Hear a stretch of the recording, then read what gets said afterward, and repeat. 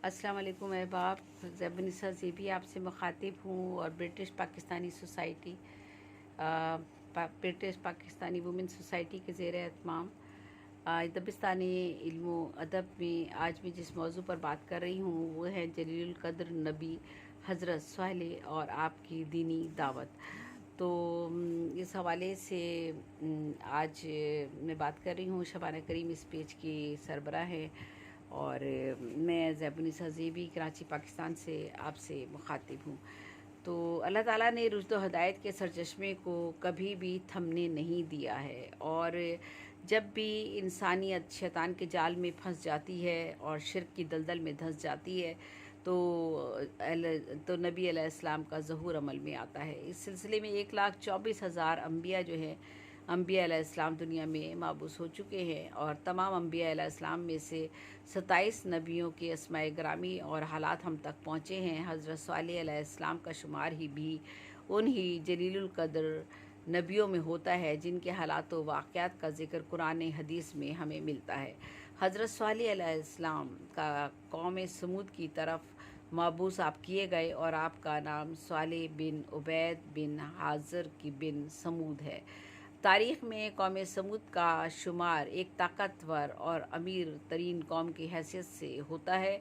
ये कौम शाम और हिजाज़ के दरमियान हिजर के मकाम पर आबाद थी और वादियुल अक़रा इनका मस्कन और हिजर दारुल हुकूमत था और इस इलाके में पानी की किल्लत थी। चूँकि इस इलाके में कोई दरिया नहीं था इसलिए कुएँ खोद कर पानी हासिल किया जाता था जो आपाशी में भी इस्तेमाल होता था। अज़ाब के बाद कौम समूद का नामो निशान भी सफ़ाए हस्ती से मिट गया और खंडरात आज भी दुनिया के लिए इबरत का निशान बने हुए हैं। चूँकि हिजर मक्का और शाम के दरमियानी रास्ते पर था इसलिए कुरान ने कुफ़ार मक्का को दावत फ़िक्र दी और चलो फिरो ज़मीन पर और देखो हमने ज़ालिमों का क्या हशर किया। सूरह कुरान में फरमाया। मौजूदा ज़माने में आसार कदीमा के माहिरीन की कोशिशों से समूद की बस्तियों के आसार मालूम हुए हैं जिनके ज़रिए इनके मकानात और तर्ज़ तामीर का अंदाज़ा होता है और आबाद इलाक़ों को देखते हुए ये अंदाज़ा किया जा सकता है कि कौम समूद की आबादी 3 और 4 लाख के दरमियान होगी। कौम समूद फ़न कारीगरी और फ़न तामीर की बुलंदियों पर पहुँचे हुए लोग थे। वो पहाड़ों और चट्टानों पर को तराश कर महलात तामीर किया करते थे। आज का तरक्की याफ्ता इंसान भी उनको देखकर हैरान होता है कि हज़ारों साल कबल जबकि ना मशीनें थीं ना मुनासिब औज़ार थे लेकिन इसके बावजूद इस तर्ज़ तामीर का वो नक्शा छोड़ गए जिसको फ़न तामीर में असास की हैसियत हासिल है। लेकिन यही फ़न कारीगरी कौम समूद को मुजस्समा साज़ी की तरफ ले गया। उन्होंने अपने आबा व अजदाद और नेक लोगों के मुजस्समे तराशने शुरू कर दिए और उन्हीं में उनसे अपनी हाजतें तलब करने लगे और तौहीद की राह से भटक गए। अल्लाह ताला की हमेशा यही सुन्नत रही है कि गुमराह कौम की तरफ नबी अलैहिस्सलाम को भेजा जाता है और उन्हें जो है तंबीह की जाती है और उन पर नए नए अज़ाब भी नाजिल फरमाए जाते हैं। इरशाद रब्बानी है और तेरा रब आबादियों को उस वक्त तक तबाह नहीं करता जब तक उनके सदर मकाम में अपने रसूल नहीं भेज देता। उनको हमारी आयत पढ़कर सुनाता है और हम उस वक्त तक उन बस्तियों को हलाक नहीं करते जब तक उनमें के बसने वाले ख़ुद ही जुल्म पर ना उतर आए। ये भी जो है इसका भी ज़िक्र है। हज़रत सालेह अलैहिस्सलाम ने कौम समूद में अपनी दावती सरगर्मियों का आगाज़ शब व रोज़ उसकी कोशिशें वो फरमाते रहे और किसी तरह ये भूले भटके लोग राह पर आ जाएं। खुदा से कुरान ने आपकी दावत व तबलीग का नक्शा खींचा और इस तरह हमने कौम समूद की तरफ उनके रूठे हुओं को खुदा की तरफ बुलाया। भाई स्वालेह को भेजा इसलिए इनसे कहा कि ए मेरी कौम अल्लाह की बंदगी करो। सालेह अलैहिस्सलाम को जलीलुल कद्र नबी थे उनको भेजा और कहा कि ए मेरी कौम अल्लाह की बंदगी करो, इसके सिवा तुम्हारा कोई माबूद नहीं। वही है जिसने तुम्हें ज़मीन से पैदा किया और फिर इसी में तुम्हें बसा दिया, लिहाजा तुम इसी से बख्शिश मांगो, इसी की तरफ रुजू करो। बेशक मेरा परवरदिगार हर एक के पास है और हर एक की दुआओं का जवाब देने वाला है।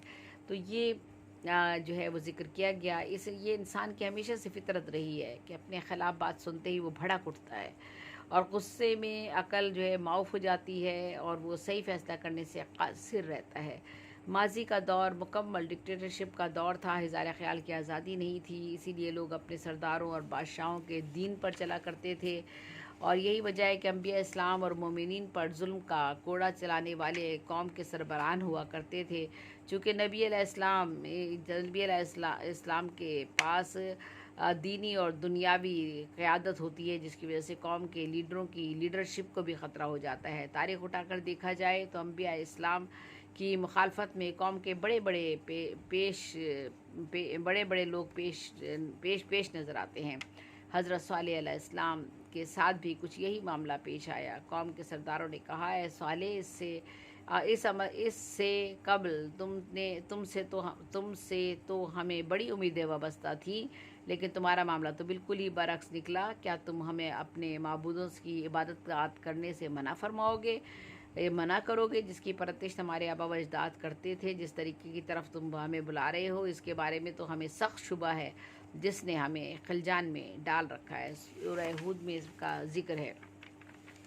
ایک نبی کی استقامت اور صبر مثالی ہوتی ہے، اور یہی وجہ تھی کہ حضرت صالح اپنے تمام مخالفتوں کے باوجود قوم کے ہدایت کرتے رہے اور ان کی ہدایت فرماتے رہے، اور اس کی صحیح اور کوشش میں رات دن لگے رہے، اسی امید پر کہ شاید آج نہیں تو کل ان پر کوئی نہ کوئی ان میں سے راہ راست پر آ جائے گا۔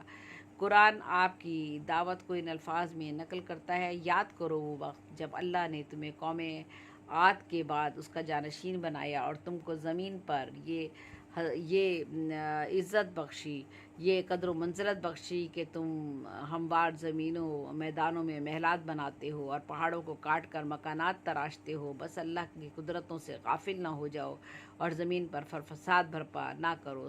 یہ بھی قرآن پاک میں اس کا ذکر کیا گیا ہے۔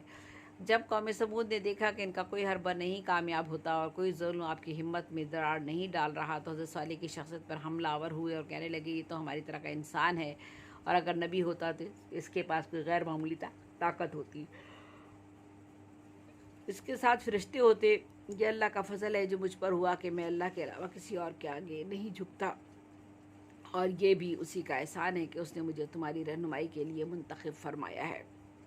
نیز یہ باغ، یہ چشمے، یہ درخت، یہ کھیتیاں، یہ منقش عمارتیں اور محلات سب مٹ جانے والی چیزیں ہیں، تم ان سے دل مت لگاؤ۔ بار بار حضرت صالح نے اپنی قوم سمود کو جو ہے سمجھانے کی بہت کوشش کی، اور بار بار انہیں ان باتوں کی طرف توجہ دلوائی کہ یہ ساری چیزیں، دنیاوی چیزیں جو ہے عارضی ہیں، اور تم جو ہے جن خداؤں کی پرستش کرتے ہو وہ خدا نہیں ہیں۔ تو دعوت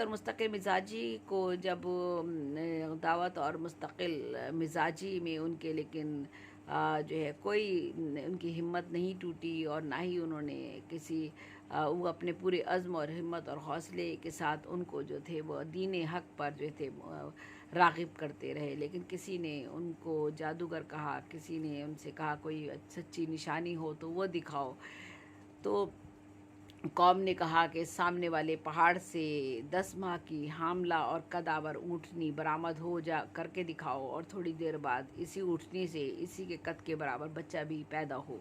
حضرت صالح علیہ السلام نے اللہ تعالیٰ سے دعا کی اور اللہ تعالیٰ نے یہ معجزہ طلب فرمایا۔ اب ساری قوم کی نظریں پہاڑ پر تھیں، اور وہ لوگ خیال کر رہے تھے کہ بھلا ایسے کیسے ہو سکتا ہے، لیکن وہ بھول رہے تھے کہ اللہ کی طاقت کے سامنے ایسا کرنا کوئی معنی نہیں رکھتا۔ وہ ساری کائنات کا خالق ہے، مالک ہے، اس کے حکم کا نام وجود ہے، اور جب وہ کسی چیز کے ہونے کو کہے تو وہ چیز فوراً ہو جاتی ہے۔ کچھ دیر بھی نہ گزری تھی کہ اللہ نے اپنی نشانی کو ظہور فرما دیا، اپنی نشانی کا ظہور فرما دیا، اور لوگوں پر یہ بات ثابت کر دی کہ حضرت صالح واقعی نبی ہیں۔ پہاڑ کے اندر سے حاملہ کرانے کی آوازیں آنے لگیں، اور پھر کیا تھا، پہاڑ پھٹا اور ایک قدآور اونٹنی نکلی، اور تھوڑی دیر بعد اس نے اپنے قد کے برابر بچے کو جنم دیا۔ یہ دیکھ کر سب کی آنکھیں کھلی رہ گئی، ان کے دل تو اس بات کو مان چکے تھے، مگر ضد اور جو تھی وہ اناد آڑے آ گئی۔ شیطان خطرے میں نظر آیا تو لوگوں کو بہکانے لگا۔ انہوں نے حضرت صالح کو شعبدے باز اور جادوگر قرار دیا اور لوگوں سے آپ کی بات ماننے کو منع کیا۔ چند سلیم الفطرت آدمی مسلمان ہوئے، جبکہ اکثریت نے اپنے آبا و اجداد کا دین ترک کرنے سے انکار کر دیا۔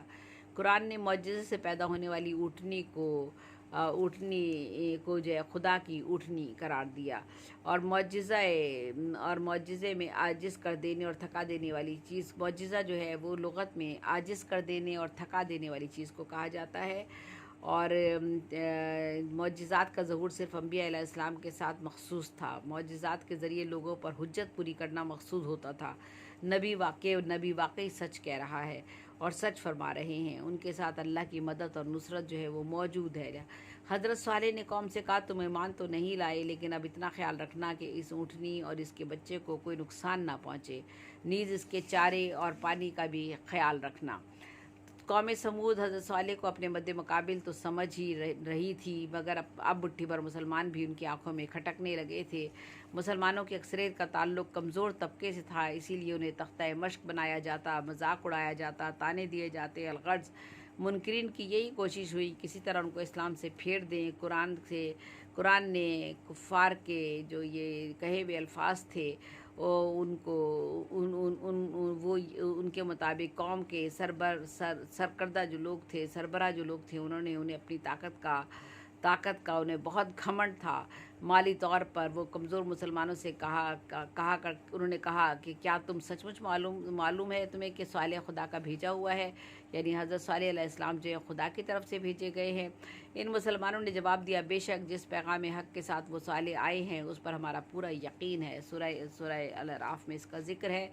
دولت اور عمارت کا زوم اور طاقت کے نشے نے جلد ہی اثر دکھایا۔ قوم کے سردار اس بات کو برداشت کرنے کے لیے تیار نہ تھے۔ ان کی چراگاہوں میں ناکہ چرے اور کنویں سے پانی پیے۔ وہ جو اونٹنی جو تھی وہ نہیں چاہتے تھے کہ ان کی جو چراگاہیں ہیں ان سے جو ہے وہ اونٹنی جو ہے وہ چارہ کھائے اور کنویں سے پانی پیے۔ لہٰذا وہ صالح کے پاس آئے اور کہنے لگے یہ اونٹنی ہمارے لیے مسئلہ بنتی جا رہی ہے، لہٰذا اس کا کچھ کریں۔ اس بات کا خطرہ بڑھ گیا تھا کہ موجودہ جو یہ لوگ جو تھے فساد کی صورت، یہ معاملہ جو ہے وہ فساد کی صورت اختیار کر سکتا ہے، اور صالح علیہ السلام نے ایک مدبرانہ فیصلہ فرمایا۔ آپ نے فیصلے کے مطابق کہا کہ ایک دن ناکا اور اس کا بچہ جو ہے کنویں کا پانی پیے، جبکہ دوسرے دن دوسرے مویشی اور ناکا چونکہ معجزے سے ظہور پذیر ہوئی تھی، وہ اسی لیے اس کی جسامت اور خوراک دوسرے جانوروں سے بڑھ کر تھی، اور اس کے دودھ کو لوگوں کی ایک بڑی تعداد استعمال کیا کرتی تھی۔ لیکن یہ تقسیم زیادہ دیر تک نہ چل سکی، اور اونٹنی کو کسی طرح ٹھکانے وہ لوگ لگانا چاہتے تھے، اگرچہ وہ جانتے تھے کہ حضرت صالح نے خبردار کر دیا تھا کہ اگر اونٹنی کو کوئی نقصان پہنچا تو دوسرے معنوں میں یہ ہوں گے کہ اللہ کا عذاب نازل ہو جائے گا، اور جس سے ساری قوم تباہ ہو جائے گی۔ اور ان سارے حقائق کے باوجود قوم سمود کے پاس یہ خراب عذر موجود تھا کہ ایک دن اونٹنی اس کا بچہ پانی استعمال کرے اور دوسرے دن ہمارے سارے مویشی، لہٰذا انہوں نے اونٹنی کو قتل کر دیا اور اس کا بچہ چلاتا ہوا پہاڑوں میں غائب ہو گیا۔ حضرت صالح کی دعوت کو رد کرنے پر اور گھمنڈ کرنے والوں نے کہا تمہیں جس بات کا یقین ہے ہم اس بات سے انکار کرتے ہیں۔ انہوں نے اونٹنی کو کاٹ ڈالا اور اپنے رب کے حکم کی نافرمانی کی۔ پھر وہ حضرت صالح سے کہنے لگے تم واقعی نبی ہو تو ہم پر عذاب لاؤ جس کا تم نے ہمیں خوف دلایا تھا۔ بس ایسا ہی ہوا کہ لرزنے والی ہولناکی نے انہیں آ لیا، اور جب صبح ہوئی تو وہ لوگ گھروں میں اوندھے منہ پڑے ہوئے تھے، اور پھر صالح ان سے کنارہ کش ہو گئے اور فرمانے لگے اے میری قوم، میں نے اپنے پروردگار کا پیغام تمہیں پہنچایا، نصیحتیں کی، مگر افسوس تم نے نصیحت کرنے والوں کو پسند نہیں کیا، اور جس کا انجام جو تھا یہ ہوا کہ وہ پوری قوم جو تھی وہ تباہی اور بربادی کا شکار ہوئی اور موت کے منہ میں چلی گئی۔ تو یہ آج میں نے حضرت صالح علیہ السلام کے بارے میں آج آپ سے بات کی اور قوم سمود کا ذکر کیا ہے۔ تو یہ ساری نشانیاں، یا جتنے بھی نبی اور پیغمبر اس سے پہلے آئے قوموں کو ہدایت دینے کے لیے، ایک اللہ کے راستے پر چلانے کے لیے، اور اچھائی اور نیکی کی باتیں بتانے کے لیے، ان کے ساتھ جن قوموں نے برا سلوک کیا وہ آج بھی اسی طرح اللہ کی نشانیاں، عذاب کی شکل میں اللہ کی نشانیاں بنی ہوئی ہمارے سامنے موجود ہے، اور انہیں دیکھ کر یہ اندازہ کیا جا سکتا ہے کہ جن لوگوں نے اللہ کے بھیجے ہوئے نبیوں پر جو لوگ ایمان نہیں لائے اور ان کے کہے کو نہیں مانا، وہ قومیں کس طرح تباہ و برباد کر دی گئی۔ تو بس آج کا میرا یہی موضوع تھا، اور اجازت دیجیے۔ اللہ حافظ، اللہ نگہبان۔ اللہ تعالیٰ آپ سب لوگوں کو سلامت رکھے اور حفظ و امان میں رکھے، آمین ثم آمین۔ زیب النساء زیبی کو اجازت دیجیے گا۔ پاکستان زندہ باد، پاکستان پائندہ باد۔ اللہ حافظ، اللہ نگہبان۔